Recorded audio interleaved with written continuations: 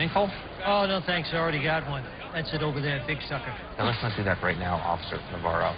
This is the Art Department of Bones. My name is Brian Lane. I'm the set designer. Whit Vogel, Art Department Coordinator. And Val Wilt, Art Director. This is the sinkhole out on the street.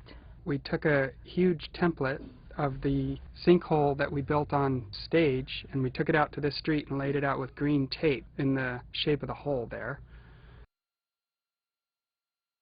And that is at the Fox lot. We built this out in the parking lot in front of Stage 6, and that's back on the street. This is actually out in Highland Park. There's the original SketchUp model that Val made. That's looking up in it.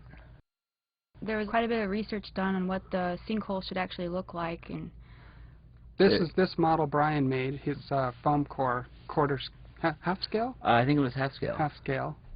We had some pretty great references to work with because at the time we made this, there was ironically a bunch of sinkholes happening in the Los Angeles area. Around the city. That's the scaffolding around where the set was built, and that's it going together.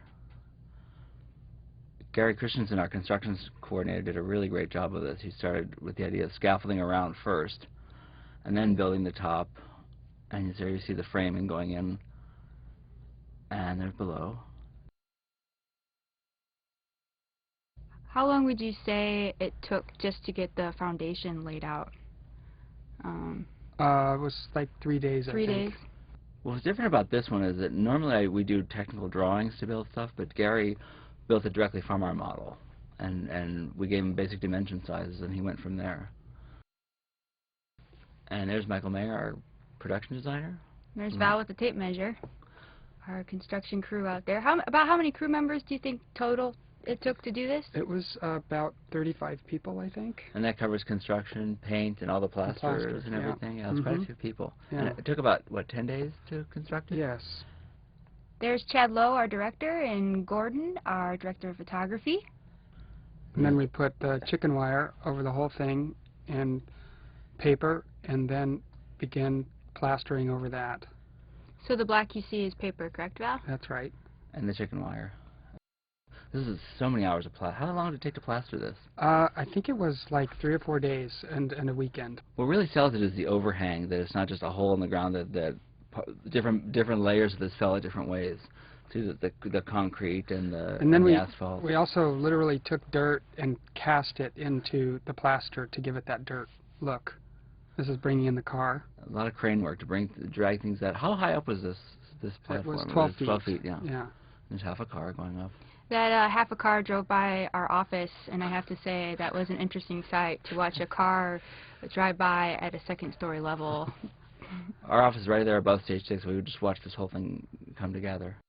The asphalt is being put down as actual rolled roofing that our scenic artists put down and then aged to make look like asphalt. And the yellow striping we actually got from a traffic company in Los Angeles. So now we're about to get into the visual effects part of the process. And Brian, what were you saying of how they got the scale correct of the green tape out at the location, not at the Fox lot, but on location?